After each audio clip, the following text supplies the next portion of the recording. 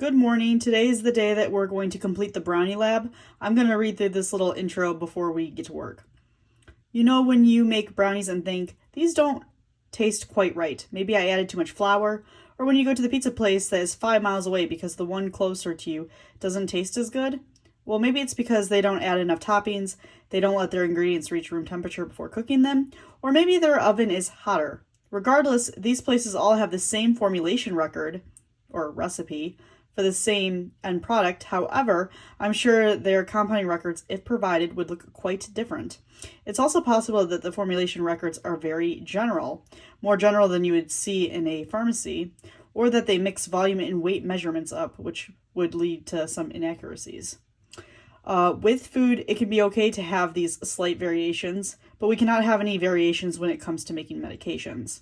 This is why precise measurements, record keeping, and checks are key to keeping dosing consistent and patients healthy. In the Brownie lab, we'll learn how to take a general baking recipe for brownies and create a more precise, pharmacy-like formulation record for it. So once again, a formulation record is basically just a straight recipe. This is the recipe we've been using. If you wanted to go to that link and look at the original formulation record, you may do so, but we've tweaked it throughout the years. The original was a little too sweet, so we've made it more, in pharmacy words, tolerable. So these are our ingredients and materials that we'll need for the lab, and I've already kind of set it all out. So some of the ingredients, some of the materials. We have a pan that cuts into 18 servings or doses. This is chocolate. For our lab today, chocolate's going to be our active ingredient. We also have chocolate chips. Then here's just some materials that will help us measure and mix and all that good stuff. Let's go through the rest of this real quick. Teamwork. This lab will simulate working in a pharmacy. This means that you will use teamwork to get the job done and can ask your classmates for help when needed. This does not mean copying their work. For not being able to do your job, aside from some help and support, will not result in success. Before going into the lab, you will want to review either ratio proportion or dimensional analysis techniques, whatever you've been doing thus far. You'll also want to be familiar with different mixing and measuring techniques. A measurement conversion chart will be provided, but you may want to look over one before starting. So if you look at the bottom of your lab, these are the conversions I gave you. You may use these on the lab. However, you will not be able to access a chart like this on the CERT test. So if you plan to take the CERT test, I would definitely memorize this before then. Also, if you go to your note sheet, these were the different mixing techniques that we've discussed. So as stated, because we have this fancy little pan that cuts our doses for us, each batch or tray we compound using the above measurements will result in 18 doses or servings. And then we have a concentration problem that I'm going to give you for extra credit. Remember, the active ingredient in our compound is chocolate. So act like we are trying to deliver chocolate as an active ingredient, and then the rest of our ingredients are all base or filler ingredients that are supposed to aid in helping us deliver our active ingredient. Our compound's original concentration, if we followed the original formulation record given here, was 37.7%, but it has been reduced to improve tolerability. This is based on our formulation record and only using volume measurements. The only measurement not given in volume measurements was the eggs, but I did the conversion for you. So we used 4 eggs, and that would be about 0.8 cups. For percent concentration, amounts are always in grams or milliliters. To find our percent concentration, I added up all the cup measurements and then converted them to milliliters. So I added every cup, then converted. I didn't convert as I went. I then did the same with the tablespoons and teaspoons after gaining a total milliliters for our batch or tray. I found what just the total would be for our chocolate. I then set the equation chocolate milliliters over total milliliters times 100, and I encourage you to do this and see if you get the same answer as me. Now remember, normally chocolate and stuff like that, they're solids, so they would be measured in a form of grams. However, since we've been using liquid units for everything thus far, like cups and whatsoever, just to make it easy for you, I gave everything in milliliters. So milliliters over milliliters for our percent here. Once again, these are the conversion factors and equations that you'll need to know. So if you're using ratio proportion, obviously you'd want to look at the general equation table. If you need to do metric conversions, remember the acronym King Henry died by drinking chocolate milk. And then we have some temperature conversions that you'll need to do for one of your problems. Okay, so now we're actually moving on to the exciting part, which is the lab. So the first instruction says, wash your hands and preheat the oven. So trust me, I've already washed my hands, and now we're going to preheat the oven. So the instructions, or the formulation record rather, say to preheat the oven to 350, and it wants to know what it would be in Celsius. Remember, I gave you guys the equation that you would need to know. Here are your equations, so pause the screen if you need to, and solve the problem. Okay, so it says to preheat the oven to 350 Fahrenheit. Hopefully you guys figured out what that would be in Celsius. My oven is in Fahrenheit, so we're just going to preheat this right now to 350. Oops. And it's preheated. Okay, the next set of instructions say, next we're going to grease our pan. We have a 9 by 13 pan, so our formulation record tells us to double the recipe from the website, which we already have, and to add 5 minutes to our baking time. So I'm just going to pause this and grease the pan real quick. Okay, pan has been greased. So the next instructions say, next, in order to help mix properly, we'll need to melt our butter into liquid form. For this, the instructions say that we will need 2 sticks and that it should melt to 1 cup of butter. Obviously, we want to make our compound as precise as possible, so we are going to measure it out. To do, let's translate cups to milliliters. How many milliliters do you think we will need for the compound? Remember this conversion of cups to milliliters. Here we are melting our butter on a hot plate in a beaker. As you can see, I know there's some foam, but it's about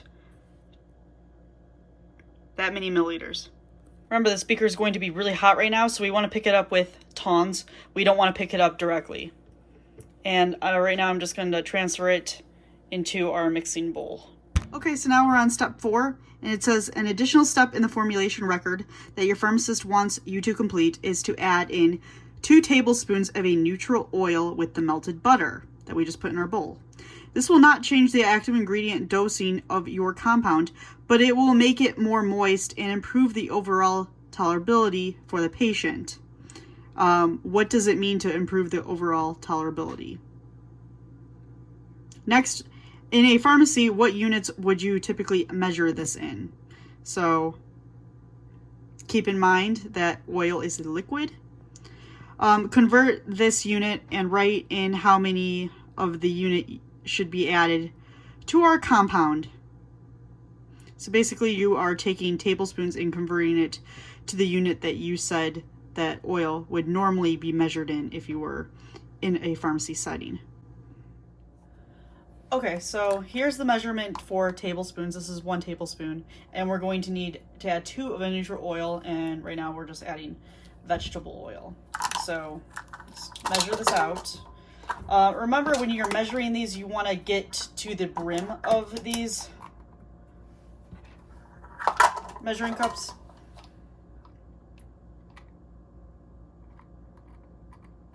Okay, so we're at the brim. That's 1 tablespoon.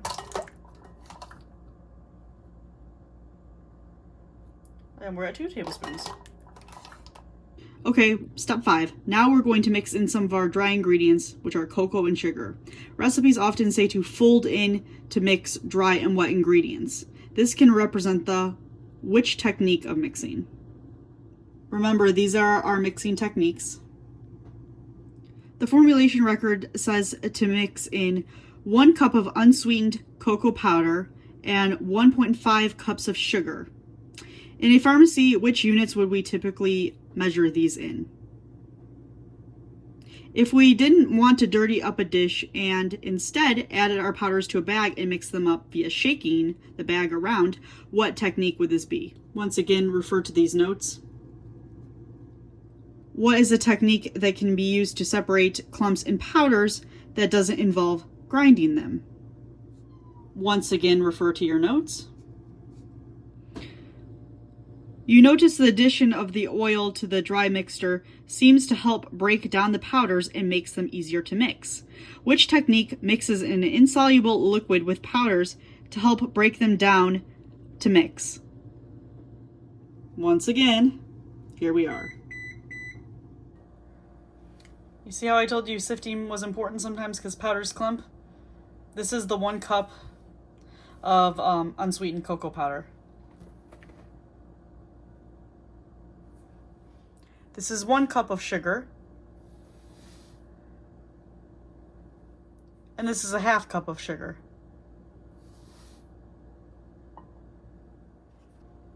See all those chunks? That's why I asked you guys that question about what method can be used to get rid of chunks and powders.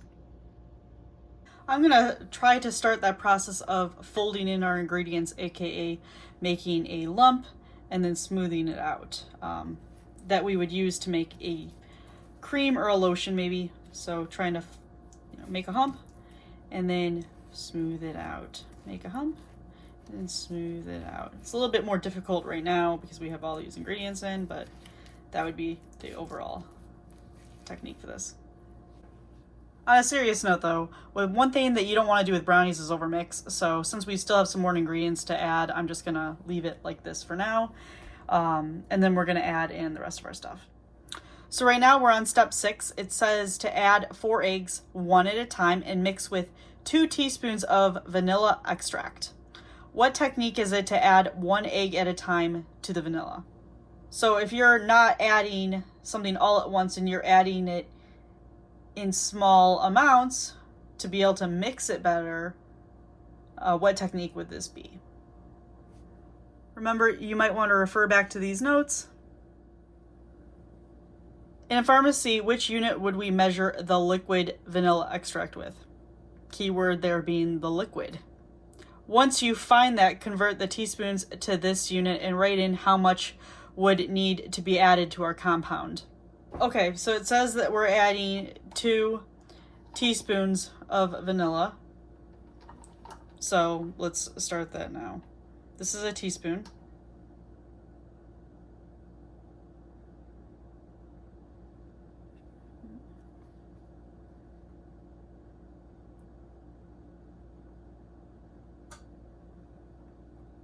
Oops. 1.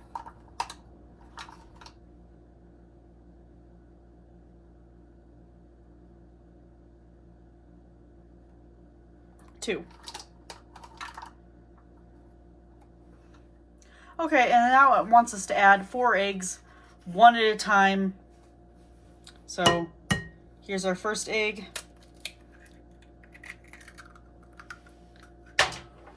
Mix it a little bit.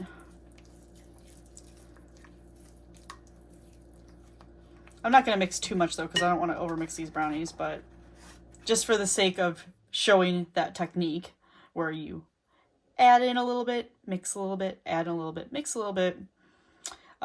Second egg. Oops.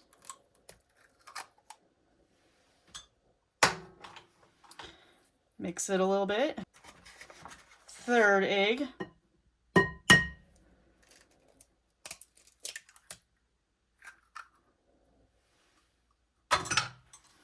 Mix it a little bit. And fourth egg.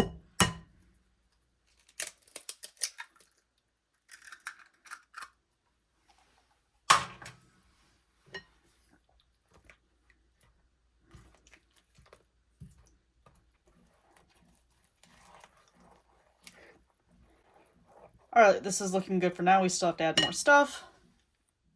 Okay, now we're on step number 7.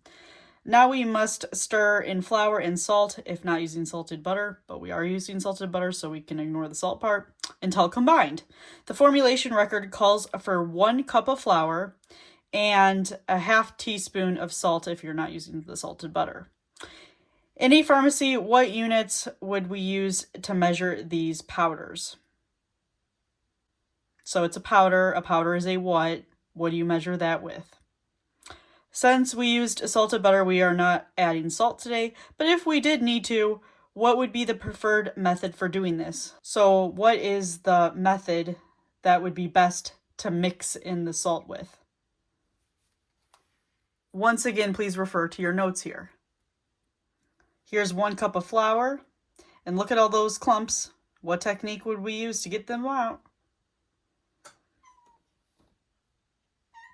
And think about how the clumps make it so you have a less accurate measurement too. So if you get rid of those clumps, if you use that technique, your measurement will be much more accurate.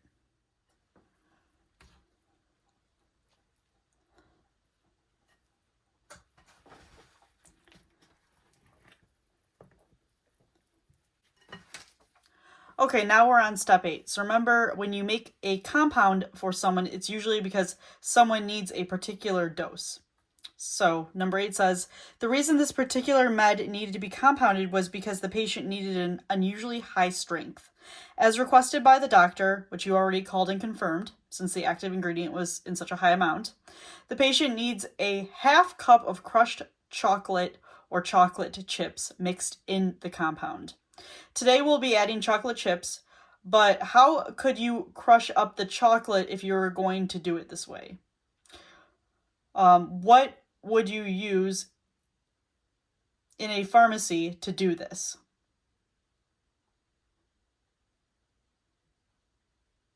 So what device are you using to crush up this chocolate? And what is the technique called that would allow you to crush up the chocolate? Remember to use your notes. Next, what units would the chocolate chips be measured in if compounding in a pharmacy? So think about, what are chocolate chips? Are they a liquid? Are they a solid? What are they? And then think about how you would measure that. Half cup of chocolate chips.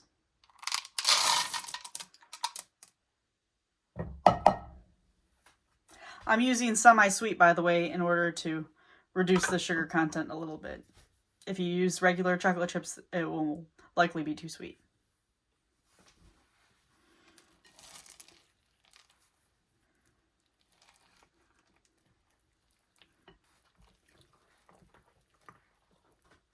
Okay, now it's time to finally get these brownies in the pan.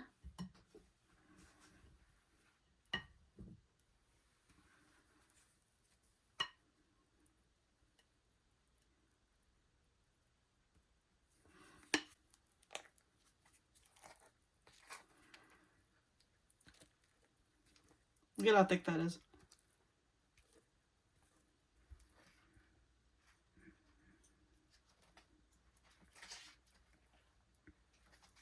So what technique could this resemble when I'm spreading a mixture across a surface?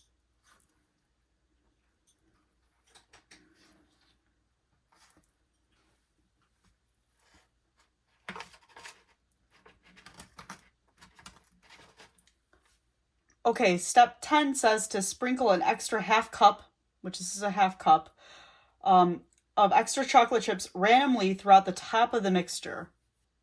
This is okay for baking, but why would this not be ideal if we were actually cutting up these doses?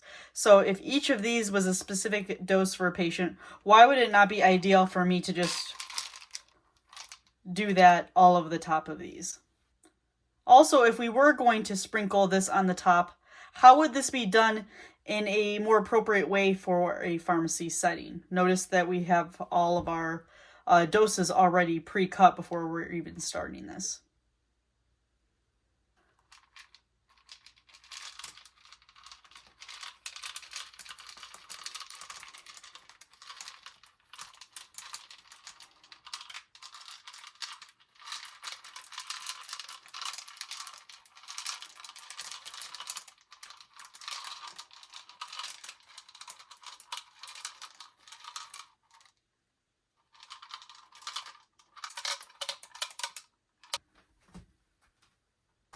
There we go.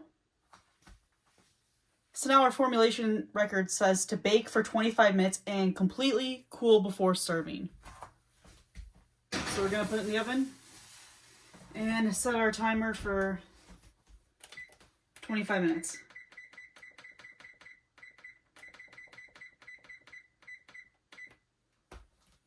There we go. What is an example of an auxiliary label that we could put on our compound? You can be creative with this. Okay, it's been 25 minutes, so let's get our brownies.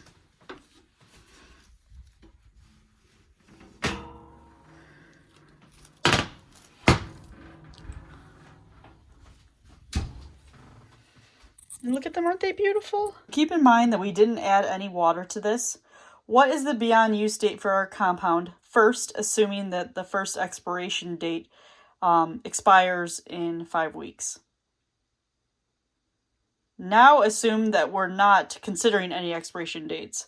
What would be the beyond use date for this compound? Now we're on step 14. Once ready, we will have 18 servings or doses. I told you guys, they're already pre-cut. We have 18. How much active ingredient is in each dose? And for this, you can use cups, even though normally you wouldn't use that unit in a pharmacy, and show your work. So how much active ingredient, using cups in this case, do we have of our mixture? And if you're forgetting what our active ingredient was when we were doing this lab,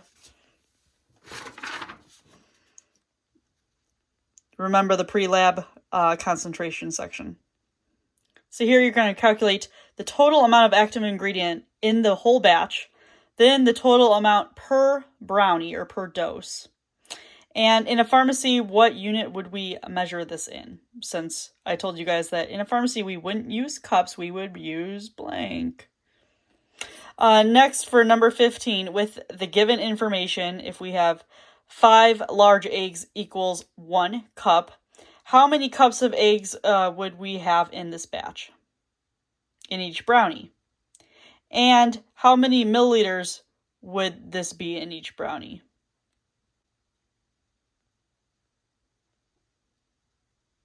Show your work and turn in your lab at the end of the hour. All right, I got my brownie, I got my glass of milk, taste test. Let's see if this is any good.